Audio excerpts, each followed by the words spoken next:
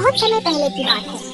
सीतागढ़ नाम के गांव में एक भोलानाथ नाम का किसान रहता था। वह बहुत नेक दिल और ईमानदार आदमी था, लेकिन घर से बहुत गरीब था और उसका ईश्वर पर अटूट विश्वास था। गांव के सभी लोग भोलानाथ को भोला कहकर बुलाते थे। भोला के परिवार में उसकी पत्नी सरला और उसके 2 बेटे थे। सब कुछ ठीक चल रहा था। अचानक गांव में एक बहुत बड़ी महामारी फैल गई। उस महामारी के चपेट में भोला भी आ गया था। उसे अस्पताल ले जाया गया। सरला, तुम बच्चों को मेरे पास मत आने दो और तुम भी मेरे पास मत आओ, वरना तुम्हें और बच्चों को भी ये बीमारी लग जाएगी।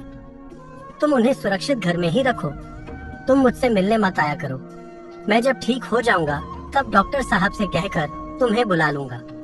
तुम्हारा मेरे पास रहना ठीक नहीं सरला। अपना और बच्चों का ख्याल रखो। देखिए बहन जी, हमें इनका इलाज फौरन करना होगा, नहीं तो उनकी जान बचाना मुश्किल है। उसके लिए बहुत पैसे की जरूरत लगेगी। अगर आप पैसों का इंतजाम कर सको तो ठीक, वरना हम कुछ नहीं कर सकते। आप देरी मत कीजिए डॉक्टर साहब, आप इनका इलाज कीजिए। पैसों का इंतजाम मैं कर लूंगी। मुझे कुछ भी करके इन्हें बचाना होगा। हमारे पास जो 4 बीघा जमीन है, मैं उसे ही बेच देती हूँ। अगर जान है तो जहान है। वैसी जमीन हम और कमा लेंगे, लेकिन एक बार जान चली गई तो फिर लौट कर नहीं आएगी। भला मेरे पति के जान के आगे जमीन की क्या कीमत। सरला अपने पति की जान बचाने के लिए 4 बीघा जमीन बेच देती है और उसके इलाज में सारे पैसे खर्च हो जाते हैं। एक दिन भोला पूरी तरह से ठीक हो जाता है और घर आ जाता है। सरला, तुमने इतने सारे पैसों का इंतजाम कहाँ से किया? किससे इतने पैसे उधार ले लिए? आप तो जानते हैं कि महामारी पूरे गांव में फैली हुई थी।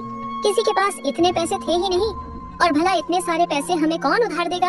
मैंने हमारी सारी जमीन बेच दी। क्या बात कर रही हो सरला? तुमने यह सही नहीं किया। तुमने जमीन बेच दी। इससे अच्छा तो तुम मुझे मर जाने देती। अरे वह जमीन ही तो एकमात्र हमारे जीने का सहारा थी। अब हम क्या करेंगे सरला? कैसे गुजरा करेंगे? तुमने गलत किया। ये आप कैसी बातें कर रहे हैं? मैंने कुछ भी गलत नहीं किया है। हमारे लिए आपकी जान कीमती है और कुछ नहीं। हम जानते हैं हमारे जीने का सहारा चला गया है, लेकिन हम कोई और काम देख लेंगे। कहीं ना कहीं तो आपको काम मिल ही जाएगा। जमीन नहीं है तो क्या हुआ? आपकी जान के आगे उस जमीन की क्या कीमत। आप इतनी चिंता मत कीजिए, कुछ ना कुछ जरूर हो जाएगा। भोला कुछ दिन आराम करता है और फिर काम की तलाश में गांव में निकल पड़ता है। गांव में कहीं भी उसे काम नहीं मिल पाता। भोला रोज काम की तलाश में निकल पड़ता और थक हार कर निराश होकर घर लौट आता था। अब भोला के घर का खाने पीने का सामान भी खत्म हो गया था। सुनिए जी, आखिर ऐसा कब तक चलता रहेगा? हम तो भूखा रह लेंगे, लेकिन बच्चों को कैसे भूखे रखेंगे? कभी हमें पेट पर खाना मिलता है तो कभी नहीं मिलता। आखिर कब तक? सरला, तुम तो जानती हो हमारी ये हालत पहले से नहीं थी। पिछले साल जो महामारी आई, उसी की वजह से ये सब कुछ हुआ है। उस महामारी में मेरा परिवार तो बच गया, लेकिन हमारी हालत इतनी खराब कर गया कि हमें अब ठीक से खाना तक नसीब नहीं हो पा रहा। क्या करूं सरला? लोगों के यहाँ कोई काम नहीं है। मेरा शरीर भी अब थक चुका है। सरला, उस बीमारी की वजह से मेरे शरीर में अब जान ही नहीं रही।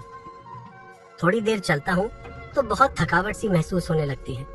जी मैं जानती हूँ, लेकिन मैं भी क्या करूँ? बच्चे भूख से तड़प रहे हैं। सरला, तुम रसोई में देखो ना, कहीं कुछ पकाने के लिए होगा तो बच्चों के लिए पका दो। हम तो भूखा रह लेंगे, लेकिन बच्चों के लिए कुछ ना कुछ तो इंतजाम हो जाएगा। जी मैंने पूरी रसोई छान मारी, लेकिन कहीं भी अनाज का एक दाना तक नहीं है। अब हम क्या करेंगे? रुको सरला, मैं कुछ करता हूँ। भोला पूरा घर छान मारता है। फिर उसकी नजर सूखी लकड़ियाँ और एक रस्सी पर जाती है और वह सरला से कहता है, सरला, मैं ये रस्सी और कुछ सूखी लकड़ियाँ लेकर इन्हें बेचने जा रहा हूँ। कोई ना कोई ग्राहक तो मुझे मिल ही जाएगा। फिर आते आते खाने का सामान लेकर आऊंगा। तुम चिंता मत करो, आज हमारे बच्चे भूखे नहीं सोएंगे। जी ठीक है, जल्दी आ जाना और कुछ ना कुछ इंतजाम तो जरूर ही करना। और फिर बोला, एक रस्सी और कुछ लकड़ियाँ लेकर उन्हें बेचने चला जाता है। बहुत देर इंतजार करने पर भी एक गिरायक नहीं आता। फिर एक आदमी आता है और बोलता है, अरे भाई, ये रस्सी कैसे दी? मुझे इस रस्सी की बहुत जरूरत है। भाई, इस रस्सी की कीमत 20 आने हैं। 20 आने? ये तो बहुत महंगी है। 10 आने में देना हो तो बोलो। नहीं नहीं भाई, इस रस्सी को मैंने 20 आने में खरीदा था। मैं इसे मजबूरी में बेच रहा हूँ। मेरे घर में खाने तक को दान नहीं है, इसलिए मैं इसे बेच रहा हूँ। अच्छा ठीक है, ना तुम्हारा ना मेरा। मैं इसके 15 आने दे सकता हूँ, उससे ऊपर में नहीं दे सकता। अब देना हो तो बोल, नहीं तो मैं दूसरी ओर देखता हूँ। ठीक है भाई साहब, आप 15 आने दे दीजिए।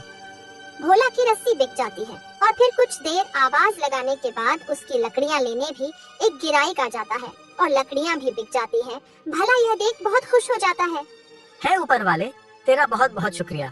तूने खाने का तो इंतजाम कर ही दिया। अब मैं इससे राशन का सामान खरीद सकता हूँ। ऐसा सोच भोला खुशी खुशी दुकान की तरफ जा ही रहा होता है। तभी रास्ते में उसे एक आदमी बुजुर्ग के साथ झगड़ा करता हुआ दिखाई देता है। भोला वहाँ जाकर उस आदमी से पूछता है, क्या बात है भाई, तुम ऐसे झगड़ क्यों रहे हो? उनकी उम्र का तो लिहाज करो। तुम उन्हें ऐसे घसीट क्यों रहे हो? कहाँ ले जा रहे हो? इसने मेरे पूरे 30 आने चुराए हैं और अब देने से मना कर रहा है। मैं इसे राजा के पास ले जा रहा हूँ। अब यह तो सीधा कारागृह में ही जाएगा, राजा इसे नहीं छोड़ेगा। नहीं नहीं बेटा, मैं सच कह रहा हूँ, इस बेटे को कोई गलतफहमी हुई है।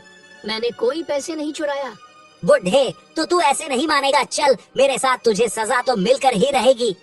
उन बूढ़े बाबा पर बहुत तरस आता है और वह सोचता है, मुझे लगता है मुझे इन बाबा की मदद कर देनी चाहिए, नहीं तो ये इन्हें घसीटते हुए महाराज के पास ले जाएगा और महाराज जी इसे सजा सुना देंगे।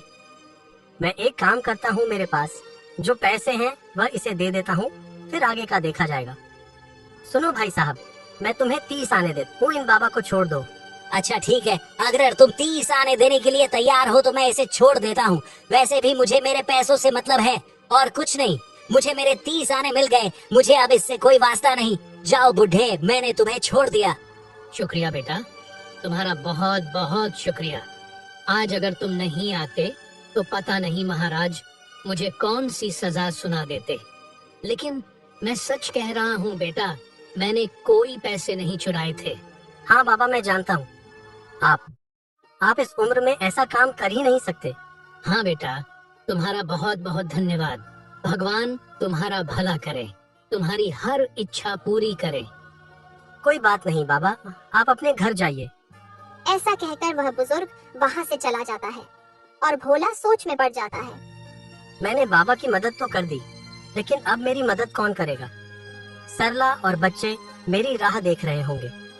मैंने तो सरला से कहा था कि आज कुछ ना कुछ करके अनाज लेकर आऊंगा। मैंने तो सारे पैसे उस आदमी को दे दिए। क्या करूं, घर तो जाना ही होगा।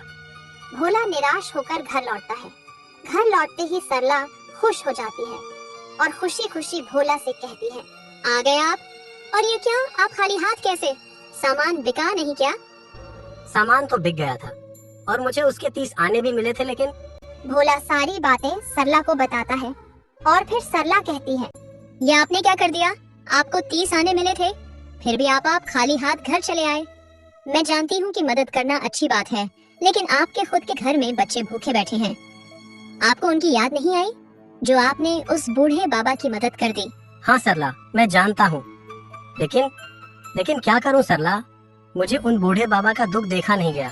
वह बहुत तड़प रहे थे, मिन्नतें कर रहे थे, फिर भी वह आदमी उन्हें घसीट कर महाराज के पास लेकर जा रहा था। तब मेरे दिमाग में कुछ नहीं आया, मुझे बस उनकी मदद करनी थी, इसलिए मैंने सारे पैसे दे दिए। अब आप ही सोचिए, मैं क्या करूं? बच्चों को क्या बनाकर खिलाऊं? तुम चिंता मत करो सरला, मैं कुछ और देखता हूँ। भोला फिर से अपने घर में कोई चीज ढूंढता है तो उसकी नजर खटिया पर पड़ती है और वह सरला से बोलता है, सरला, मैं खटिया लेकर जाता हूँ, कोई ना कोई तो इसे खरीद ही लेगा। ये आप क्या कह रहे हैं? आपके लिए ये खटिया ही मिली थी? ये खटिया हमारे सोने के लिए है। अगर खटिया नहीं रहेगी तो हम कहाँ सोएंगे? सरला, इस वक्त हमें खाने के अलावा कुछ और नहीं सोचना चाहिए। अगर खटिया नहीं रही तो हम नीचे सो सकते हैं, लेकिन अगर घर में खाना ना रहा तो बच्चे भूख से मर जाएंगे। मुझे इस वक्त बस कुछ भी करके घर में अनाज लाना है। मैं इस खटिया को लेकर जा रहा हूँ, तब तक तुम बच्चों का ख्याल रखना। और बोला वह खटिया लेकर बाजार में चला जाता है। बहुत देर आवाज लगाने के बाद कुछ लोग उससे खटिया को देखने आए, लेकिन उसमें कमियां निकालकर वापस चले जाते। और फिर थोड़ी देर बाद एक आदमी आता है, खटिया का भाव पूछता है तो भोला कहता है, जी 30 आने।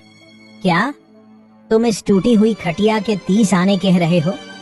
बिल्कुल भी नहीं, मैं इसे 10 आने में लूंगा। देना है तो बोलो। नहीं भाई साहब, 10 आने तो बहुत कम है। कम से कम आप इसके 20 आने तो जरूर ही दें।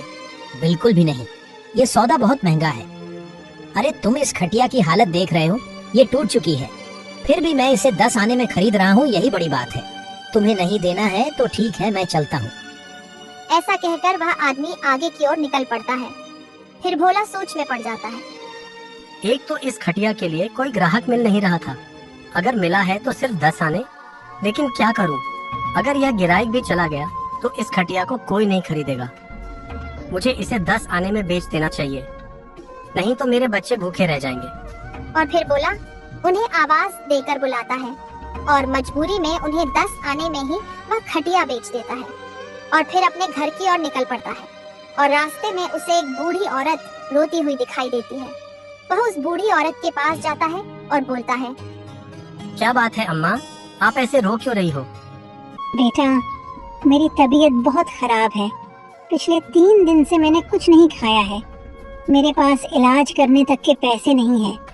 मैंने मेरे बेटे से भी कहा कि मुझे अस्पताल लेकर चले, लेकिन उसने मुझे साफ मना कर दिया, यह कहकर कि उसके पास पैसे नहीं हैं, और वह शहर की ओर निकल गया। उनकी हालत देख भोला मन ही मन सोचता है, अगर मैं अम्मा की मदद नहीं की तो अम्मा यहीं पर मर जाएगी। नहीं नहीं, मुझे अब अम्मा की मदद करनी ही होगी। अम्मा आप चलिए मेरे साथ, मैं आपको अस्पताल लेकर जाता हूँ।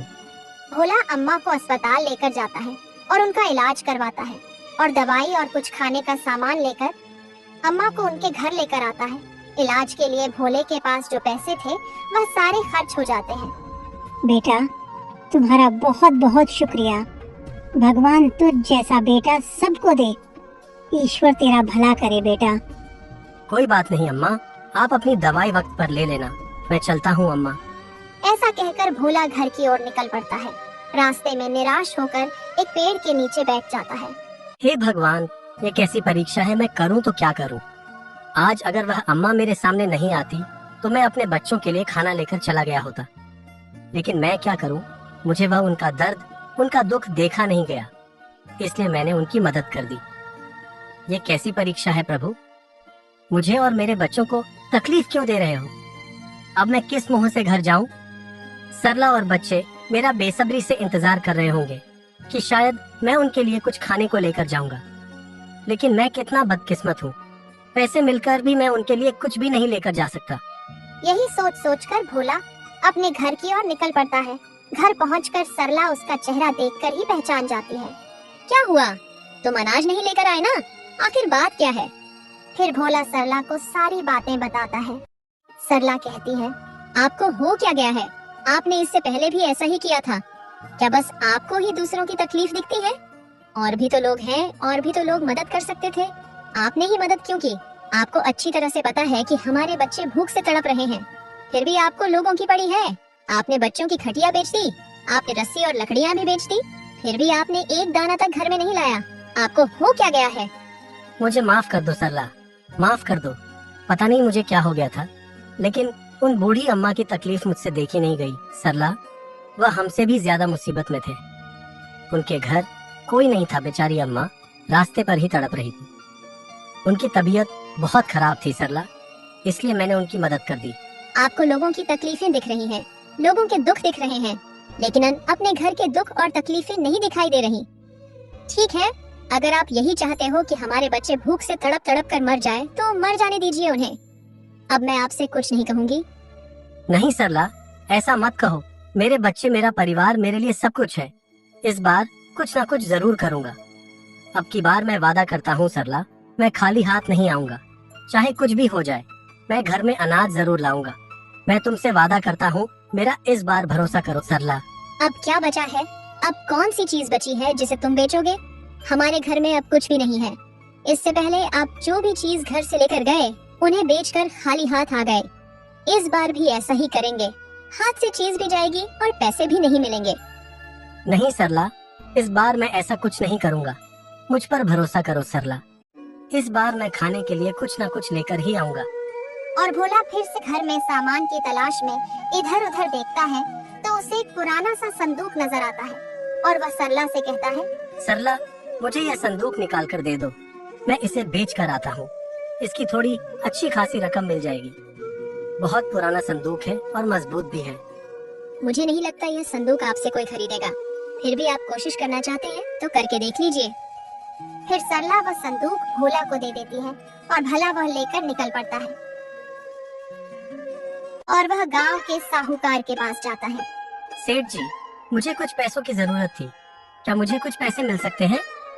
पैसे तो मैं तुम्हें दे दूंगा, लेकिन गिरवी रखने के लिए तुम्हारे पास क्या है? सेठ जी, मेरे पास ये है संदूक है। यह संदूक आप अपने पास गिरवी रख लीजिए और इसके बदले में मुझे कुछ पैसे दे दीजिए। अगर आप चाहे तो मैं ये संदूक बचने के लिए भी तैयार हूँ। अरे तुम होश में तो हो? क्या मजाक करते हो? ये पुराना और रंग उड़ा हुआ संदूक मैं खरीदूंगा? मुझे इसकी क्या जरूरत? मैं तो इसे फेंक दूंगा। और तुम चाहते हो कि इसके बदले में तुम्हें कर्ज दूं? बिल्कुल भी नहीं। कोई और चीज लेकर आओ, फिर बात करेंगे। और हाँ, कोई कीमती चीज लेकर आना। सेठ जी, मेरे पास और कोई चीज नहीं है, बस यही है। फिर निकल जाओ यहाँ से। मैं तुम्हें इस संदूक के बदले कुछ नहीं दे सकता। फिर भोला दूसरी दुकान पर भी जाता है। बहुत लोगों के पास जाकर संदूक बेचने का प्रयास करता है, लेकिन कोई उससे संदूक लेने के लिए तैयार ही नहीं होता। फिर भोला थक कर नदी के किनारे जाकर बैठ जाता है और सोचने लगता है, शायद मैंने सरला से वादा करके गलती कर दी। मैं अपना वादा नहीं निभा पाया। इस संदूक को लेने के लिए कोई भी तैयार नहीं है। मैं आज घर नहीं जा सकता। मैं बहुत बदकिस्मत हूँ। मैं चाहकर भी अपने बच्चों के लिए कुछ नहीं कर पा रहा। भगवान मेरी जैसी किस्मत किसी को ना दे। बोला यह सब सोच ही रहा था, तभी एक मछली बेचने वाला आकर बैठ जाता है।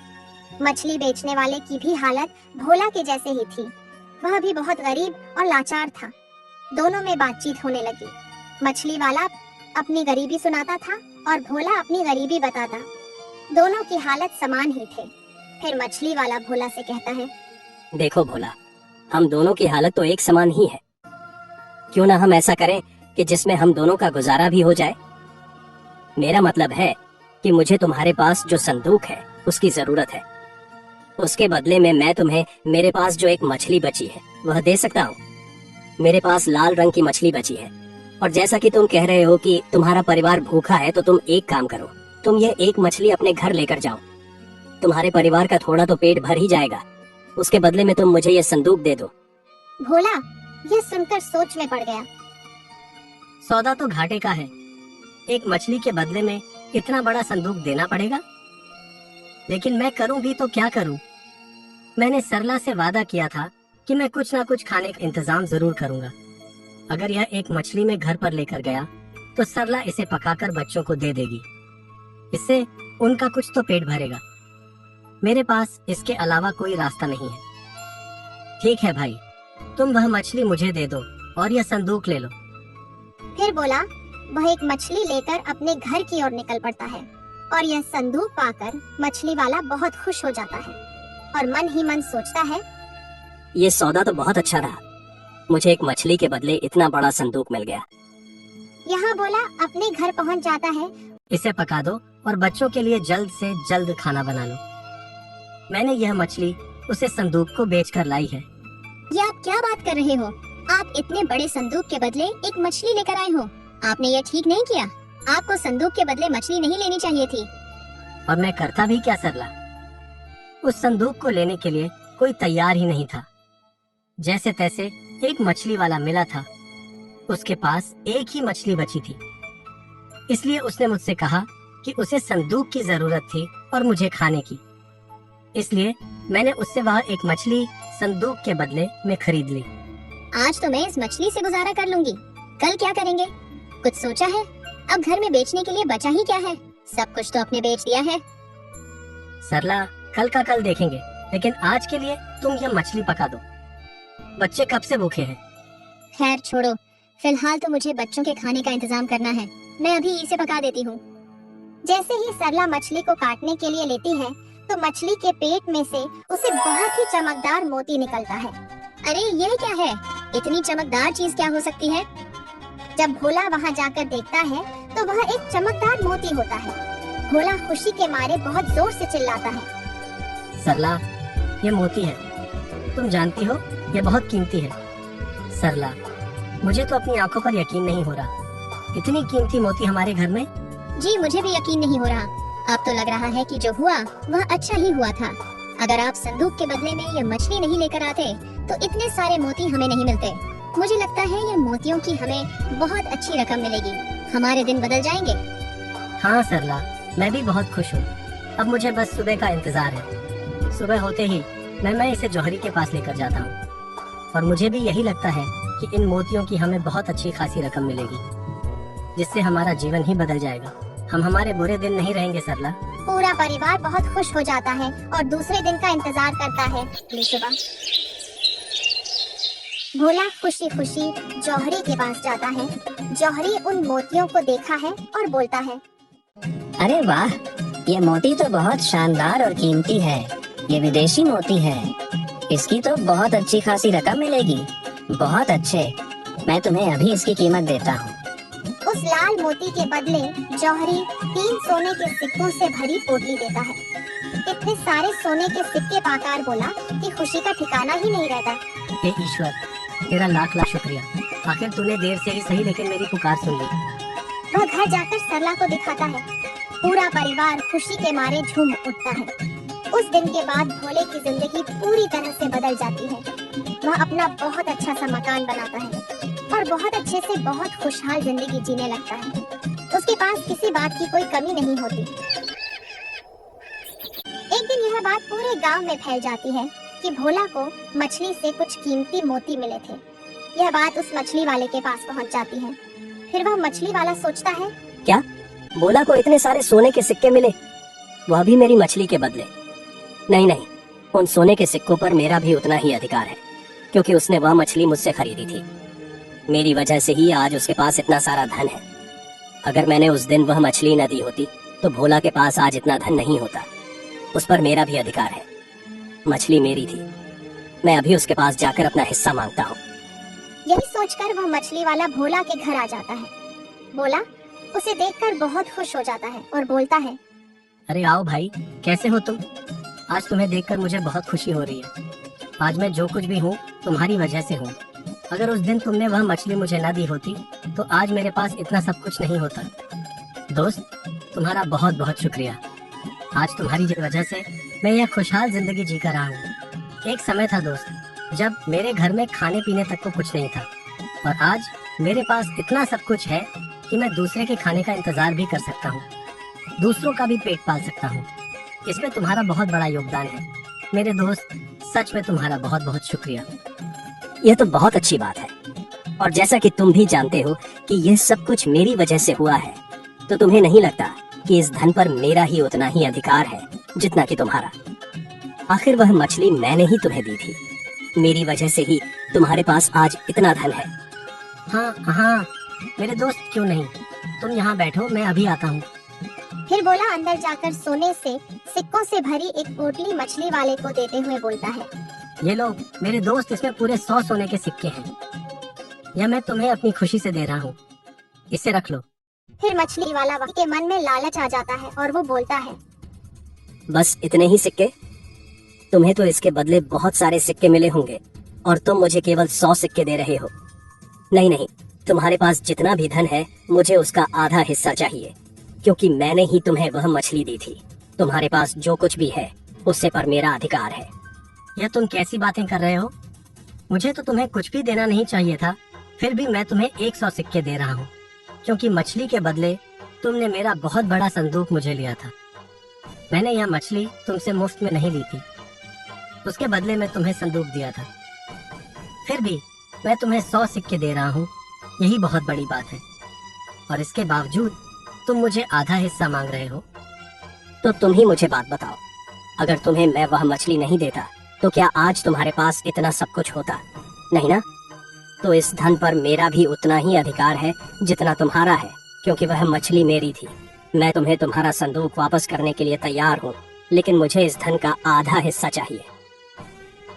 नहीं, बिल्कुल भी नहीं, यह गलत है। मैंने तुम्हें उसे मछली की कीमत उस वक्त दे दी थी। तुम इसे मेरी भलाई समझो कि मैं तुम्हें 100 सिक्के दे रहा हूँ, वरना वह भी नहीं देता। ये 100 सोने के सिक्के लो और जो यहाँ से।